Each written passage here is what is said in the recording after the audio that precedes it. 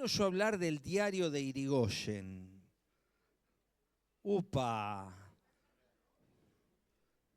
Daniel Poletti. ¿Alguien más oyó hablar del diario de Irigoyen? Allá Leo, muy bien. A ver, ilustranos. ¿Aldo también? No, no sé quién levantó la mano.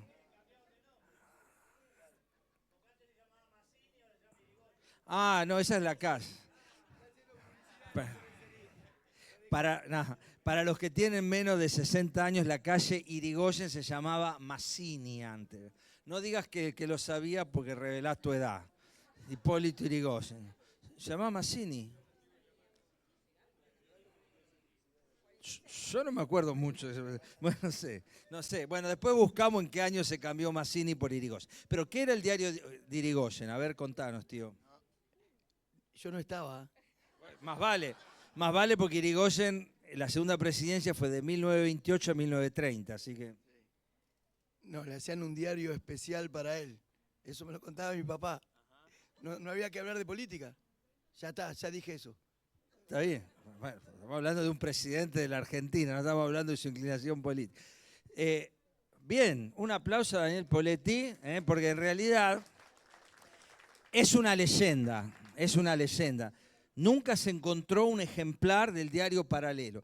¿Qué decían? Que el presidente Hipólito Yrigoyen, en su segunda presidencia, que ya era un hombre bastante mayor, no le querían contar lo que pasaba en el país. Entonces decían que le hacían un diario paralelo y que él leía el diario con las noticias que avalaban lo fantástico que iba su presidencia, cuando aparentemente no sería tan así. Pero nunca se encontró el tan mentado diario. Así que es una de las grandes leyendas argentinas, pero que quedó para la historia. ¿Por qué? Porque cuando se habla del diario de Irigoyen, alude a cuando vos estás mirando, leyendo o viendo algo que lo tomás como verdadero, pero en realidad no lo es. Y a nosotros nos sorprendería la cantidad de situaciones que son realidad virtual. O sea, que estamos inmersos, como en la realidad virtual, sin necesidad de gafas, sin necesidad de artefactos, sin necesidad de un ordenador, pero que estamos inmersos en una realidad virtual. Muchas veces la gente se pregunta, ¿no? Lo que escuchamos en la radio, lo que leemos en los diarios, las noticias que nos llegan de otros lados. Yo, por ejemplo, a los hermanos venezolanos le preguntaba, ¿la información que nosotros recibimos acá es la misma que la gente tiene allá? Porque uno siempre se pregunta eso, ¿no? ¿Qué calidad, qué veracidad tiene lo que nosotros leemos, escuchamos, escribimos, ¿no? Bueno, esto adquiere una notoriedad extraordinaria con la inteligencia artificial. Una de las grandes incógnitas que nos depara el futuro de la inteligencia artificial es qué tanta capacidad tendrá esta extraordinaria herramienta llamada a ser mucho más disruptiva en nuestro universo que la propia Internet. ¿Qué pasará con la realidad virtual? Perdón, no, con la inteligencia artificial.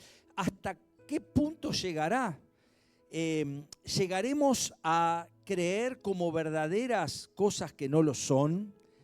Miren, yo me salgo un cachito del tema, pero una de las grandes cosas que la Biblia habla del futuro, habla de que va a haber un momento que para explicar la gran desaparición de una enorme cantidad de cristianos va a ser lanzada una gran mentira.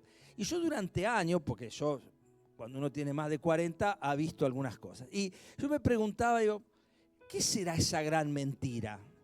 ¿Cómo se va a hacer posible para hacerle creer a toda una humanidad algo que no es cierto?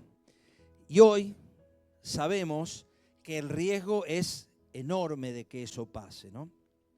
La realidad virtual. No necesitamos dispositivos electrónicos, no necesitamos enchufarnos a ninguna máquina inmersiva que nos pinte una cosa que no está, ni estar matando con pistolas marcianos que parecen muy reales, para estar expuestos a los peligros de la realidad virtual. Por eso yo hoy quiero que reflexionemos un poquito sobre qué tan verdaderas son sentencias, filosofías o enseñanzas que nosotros, sin haberlas estudiado, sin haberlas digerido, porque es muy probable que muy pocos acá nos inclinemos a leer realmente filosofía, ¿no? Pero nosotros estamos inmersos en el existencialismo, aunque nunca hayamos leído a Jean-Paul Sartre. O sea, es así. ¿Por qué? Porque esa doctrina está inmersa, tiene una acción inmersiva en las películas que vemos, en lo que anda por Instagram, en lo que nos llega por las redes, porque está la filosofía. No necesitamos leer al creador de la filosofía para estar nosotros inmersos en lo que ese filósofo anticipó o dijo. La Biblia, que es la verdad, esta es la verdad real, dice algunas cosas respecto a ciertas realidades virtuales. Miren lo que dice y ahí seguramente lo vamos a proyectar. 2 Corintios 4:18 dice así: así que no nos fijamos en lo visible, sino en lo invisible, ya que lo que se ve es pasajero, pero lo que no se ve es eterno. Esto contradice una sentencia popular que es ver para creer.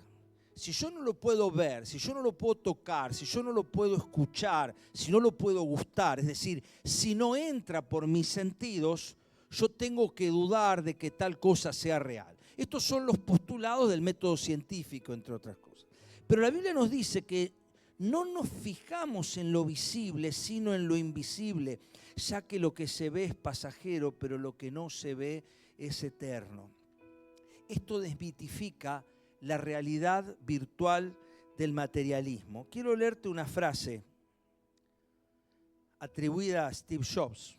¿Lo conocen a Steve Jobs? Apple, iPhone. Me doy cuenta de que todo mi reconocimiento y riqueza no tienen valor frente a la muerte inminente. Lo leo de nuevo, no está en la Biblia, es de Steve Jobs. Me doy cuenta de que todo mi reconocimiento y riqueza no tienen valor frente a la muerte inminente. Y también dijo, puedes contratar a la mejor persona para trabajar, pero nadie puede llevar una enfermedad en lugar tuyo. Realidad virtual versus realidad real. La realidad virtual del materialismo. No nos fijamos en lo visible, sino en lo invisible, ya que lo que se ve es pasajero, pero lo que no se ve es eterno. La Biblia nos demuestra, y la historia también, que muchas de las cosas que nos rodean y que las damos como veraces y que las damos como firmes y contundentes y a las que nos aferramos porque está en las redes, porque la sostiene gente famosa, porque la vive gente famosa, porque está en las propagandas donde participa gente famosa, que lo visible es lo real, cuando la Biblia nos dice que en realidad eso es pasajero, que lo visible y palpable, que nosotros le damos una importancia trascendente, es pasajero, que en realidad lo que es eterno es lo invisible. Esta es la realidad virtual del materialismo.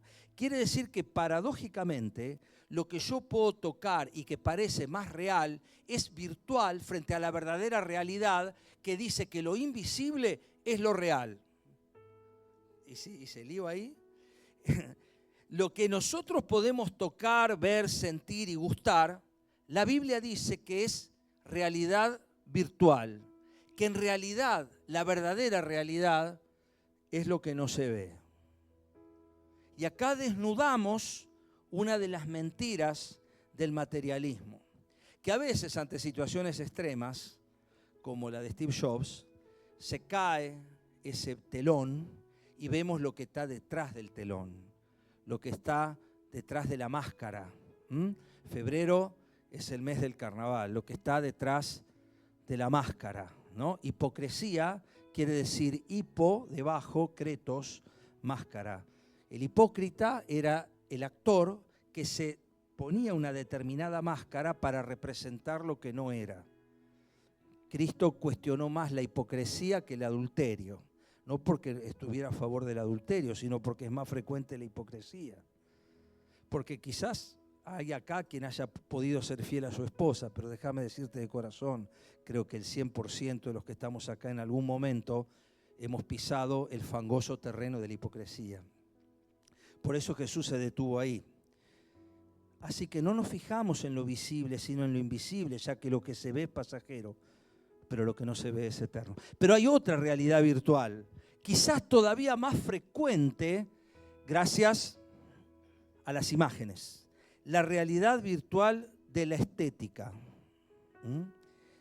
Dice Pablo, 2 versículos antes del anterior, en 2 Corintios 4:16, que en realidad todo 2 Corintios, para los que les gusta leer, es un gran contraste entre lo que parece ser y lo que es. Permanentemente en los primeros capítulos Pablo está diciendo, miren, puede ser esto, pero en realidad es esto. Después léanlo en casa. Pero en 2 Corintios 4:16 dice, por tanto no nos desanimamos, una frase que aparece varias veces en los primeros capítulos de 2 Corintios, no nos desanimamos. Al contrario, dice, aunque por fuera nos vamos desgastando, por dentro nos vamos renovando de día en día. Por fuera nos vamos desgastando. Decirle a tu esposo ahí, qué lindo mi desgastadito. Nosotros nos vamos desgastando.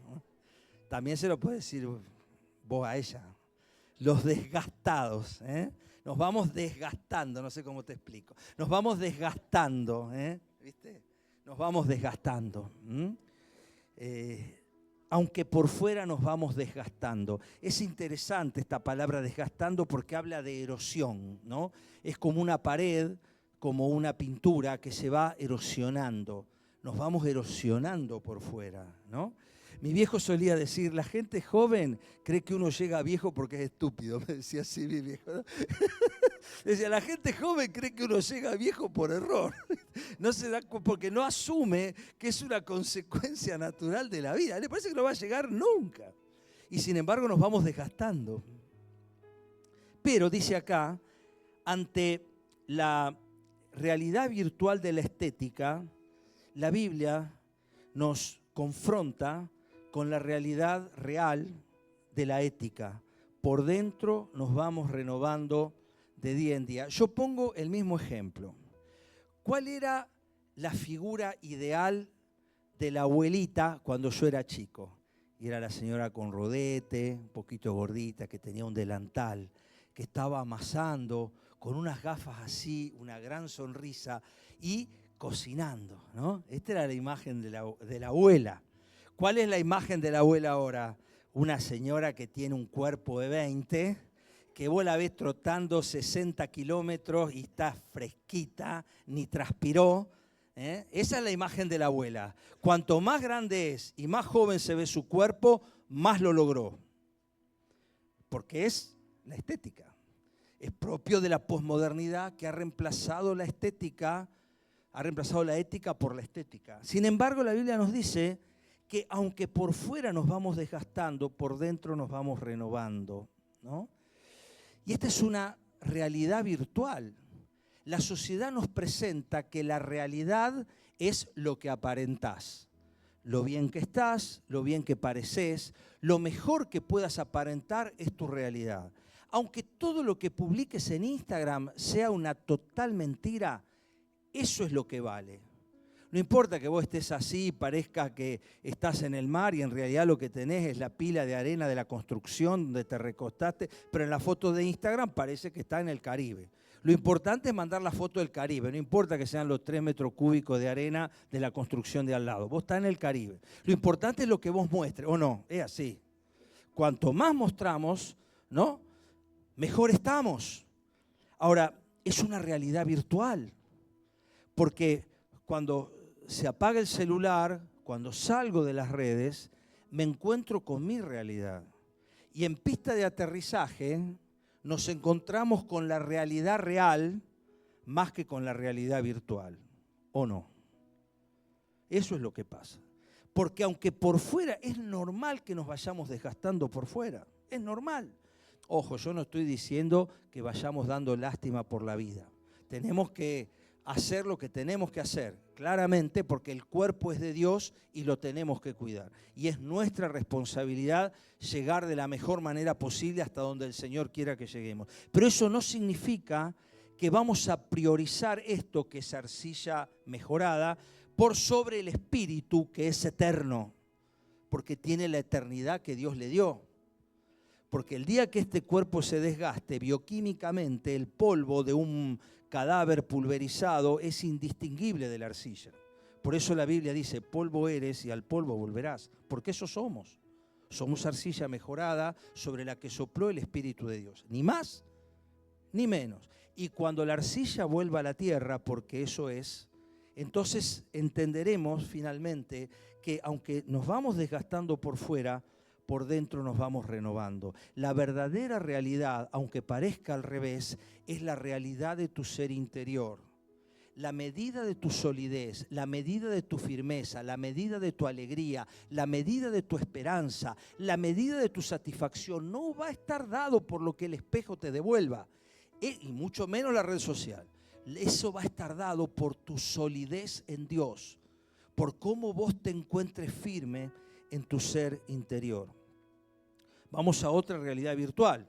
Hablamos del materialismo, hablamos de la estética. Mirá lo que dice 2 Timoteo 3:5. Lo puse en la Nueva Traducción Viviente porque está duro, lo podemos leer. Actuarán como religiosos, pero rechazarán el único poder capaz de hacerlos obedientes a Dios. Aléjate de esa clase de individuos. Por eso nosotros no predicamos la religión, predicamos a una persona, porque la religión probablemente tiende a producir estas cosas. Tendrán apariencia de piedad, dice la Reina Valera 60, pero negarán la eficacia de ella. A estos evita. ¿Cómo que evita? Evítalos. Y no los puedo tratar de cambiar, mira, podés, pero es una misión complicada, evítalos. Eso es lo que dice Pablo. Este es el problema de la religión. Genera todo un barniz de apariencia de piedad. Por eso dice apariencia de piedad. Actuarán como una simulación, una realidad virtual. Parecerá que son religiosos, pero sus hechos negarán lo que su apariencia, sus acciones y sobre todo sus palabras proclaman. Por eso a Jesús le dijeron, ¿cómo los vamos a conocer? Por sus obras. El árbol por sus frutos es conocido. No se recogen uvas de los abrojos ni higos de los espinos, dijo Jesús. El árbol se identifica por su fruto. Y esa es la realidad de la religión. Hay una realidad virtual. Yo puedo aparentar delante de ustedes que soy pastor, que puedo hablar, que conozco la Biblia. Lo puedo hacer. Y hasta puedo convencerlos de que eso es cierto. Pero ¿cuál es el fruto? ¿Qué pasa con mi vida? ¿Qué pasa con mi todos los días? ¿Qué pasa con mi lunes? Eso demuestra lo que está dentro. Entonces no queremos formar religiosos. De hecho, no queremos religiosos. Y la fe de Jesús no es una fe para religiosos. Es una fe para personas que, considerándose pecadores, reconocen la necesidad de Cristo, se quitan la máscara y aceptan ser transformados de adentro para afuera y no de afuera para adentro. Porque a Cristo no lo crucificaron los homicidas, malhechores, las prostitutas y los publicanos. Lo crucificó la religión. Y la religión siempre crucifica a Cristo. Por eso nosotros hoy te animamos a pensar que hay un Cristo que te transforma, no te barniza, te transforma. La realidad virtual te barniza, Cristo te transforma. Y a eso quiero llegar con lo último ya para cerrar. Mirá lo que dice Hechos 4:12. Los apóstoles Juan y Pedro estaban enfrentados al concilio de religiosos por excelencia de la época. Ellos trataban de convencerlos de que no era políticamente correcto que ellos dijeran que Jesús había resucitado. Miren, muchachos, no nos parece que sea correcto decir eso. No lo digan más. No lo digan más. Frente a eso, ellos dijeron una frase que pasó al bronce, porque literalmente pasó al bronce. En ningún otro hay salvación, dice la Reina Valera contemporánea, porque no se ha dado a la humanidad ningún otro nombre bajo el cielo mediante el cual podamos alcanzar salvación. Te prometen que la estatuita, que el colorcito, que la cosa, que el llevar acá, que el seguir esto, que las constelaciones y una cantidad de mentiras como esa te van a hacer volver a sentirte bien. Realidad virtual. Desenchufá el anteojito, salí de la cosa inmersiva y metete en la realidad.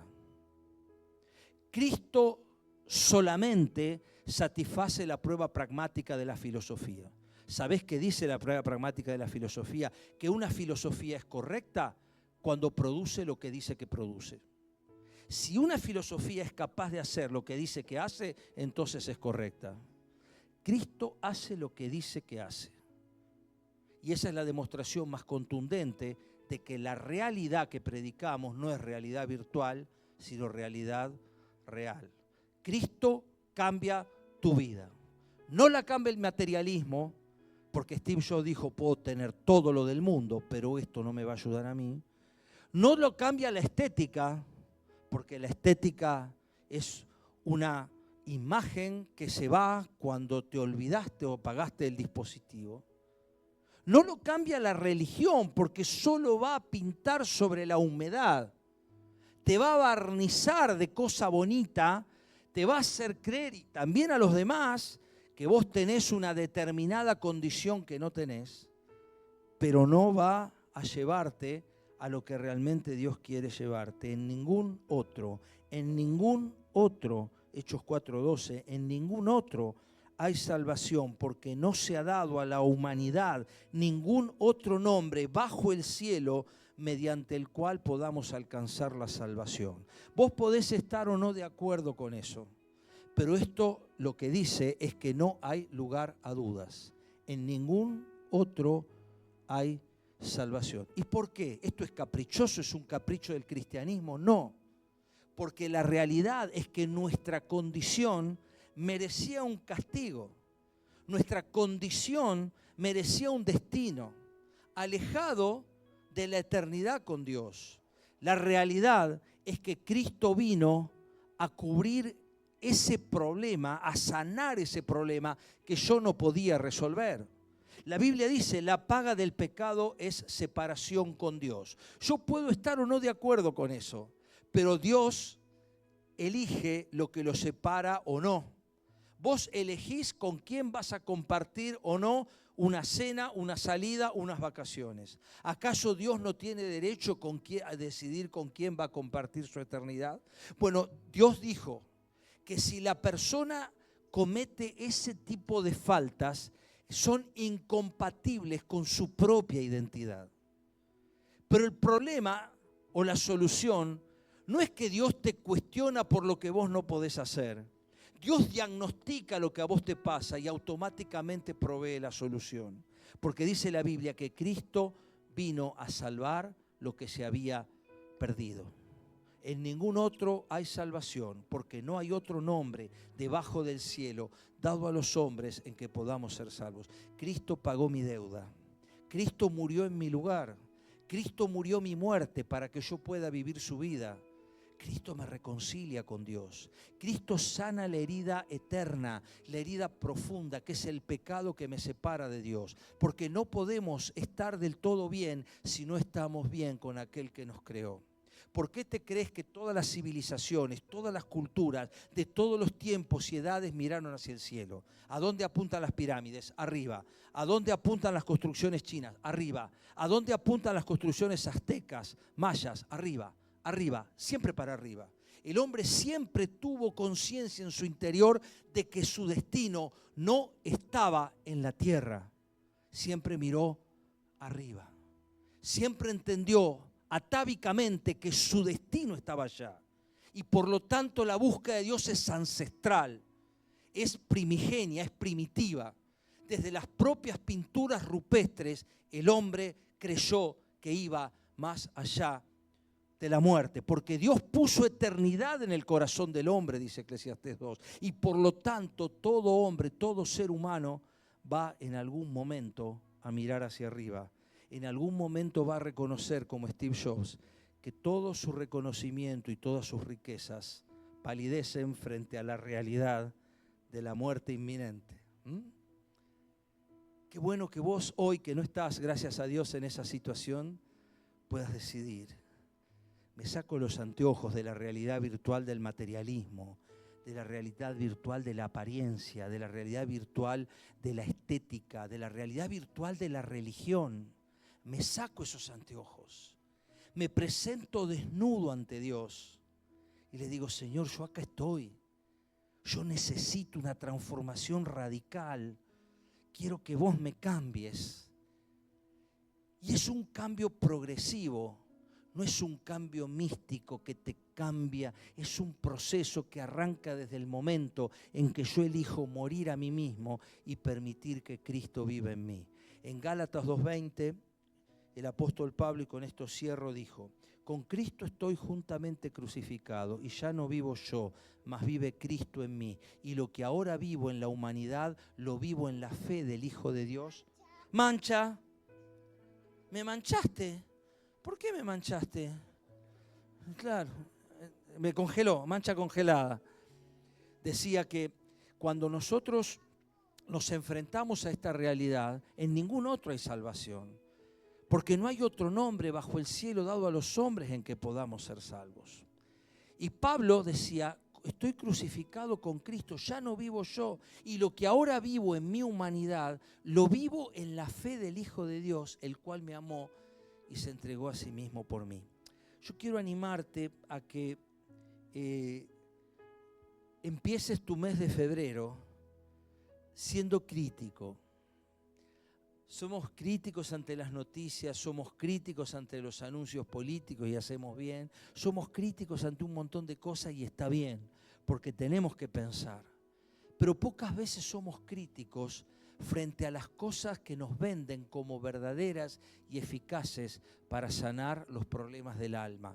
Y el mundo está como está porque nos comemos esos gatos por liebre creyendo que vamos a alcanzar lo que esas lucecitas de colores prometen que vamos a alcanzar. En ningún otro hay salvación. No hay otro nombre. No hay otra religión. Esta tampoco. No hay nadie, este pastor tampoco, que pueda ayudarte a que te reconcilies con Dios. Es un tiempo, es un momento, es una decisión que vos la tomás en tu intimidad. Porque Dios te hizo libre. La religión te ata, pero Cristo hace libre. Jesús dijo, si el Hijo los liberta, van a ser verdaderamente libres. Qué bueno que en esta noche puedas ser el más libre de todos. ¿De qué manera? Entendiendo que Cristo vino para darte un nuevo nacimiento, para quitarte las gafas de la realidad virtual y poder mirar a cara descubierta lo que Dios tiene para vos, para tu vida y para tu familia. Te invito a cerrar los ojos un poquito. Te invito mientras oro a que reflexiones también en esto. Padre, yo quiero darte gracias porque tu palabra es verdad. No nos aferramos a lo que dicen los hombres. No queremos guiarnos más por las realidades virtuales, ni siquiera las de la religión. Queremos ir, Señor, a esa verdad que es Jesucristo, porque en ningún otro hay transformación, en ningún otro hay salvación. Lo dice tu palabra y tu palabra es verdad. Señor, queremos en esta noche aferrarnos a esa verdad.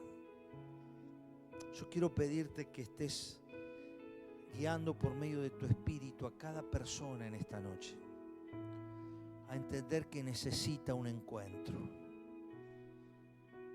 no con la religión, sino con Jesús.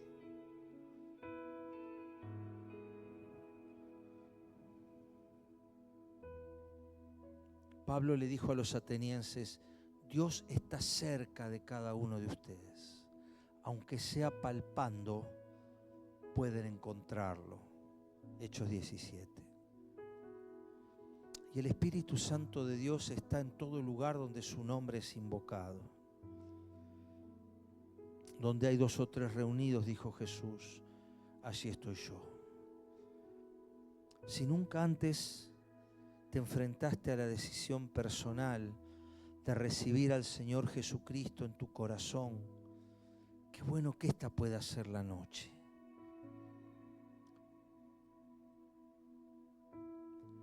Pablo decía, no nos predicamos a nosotros mismos, sino a Jesucristo como Señor. Son palabras de Pablo, están en la Biblia. No nos predicamos a nosotros mismos. No te decimos, vení acá porque mira, nosotros somos los más fenómenos. No te decimos eso porque sería mentira. Acá nos une la común debilidad de ser todos pecadores perdonados por la sangre de Cristo. Eso nos une. Eso somos. Ni más ni menos. Y te invitamos humildemente en el nombre de Jesús a que hoy también vos confieses delante de Dios que tu condición es también de pecadora, de pecador. Por la sencilla razón de que vos y yo sabemos que vos y yo hemos cometido muchas más faltas de las que nos animaríamos a mencionar. Pero Cristo no vino para juzgarte, sino para perdonarte y para darte una reconciliación con Dios a través de su muerte en la cruz del Calvario. Tan sencillo como esto es lo que podrías decir. Padre Celestial, yo entiendo que necesito ayuda. Reconozco mis faltas, Señor, pero hoy también entiendo que tu amor es una realidad. Decilo con las palabras que vos quieras, no estoy recitando un verso. Lo importante es que confieses delante de Dios tu condición. Dice la Biblia que con la boca se confiesa para salvación. Confesale al Señor tu condición. Pedile perdón, porque Cristo vino a morir para perdonarte, no para juzgarte. Su sangre clama por perdón, dice la Biblia. Cristo perdona mis faltas, las perdonó y las sigue perdonando. Hoy también puede perdonar las tuyas. Qué lindo si sos joven, adolescente y podés entender esto desde este momento. ¿Sabés qué maravillosa puede ser tu vida cambiando la mentira por la verdad? Qué distinto tu proyecto, la elección de tu pareja, la elección de tu carrera, la elección de tu futuro. Qué distinto.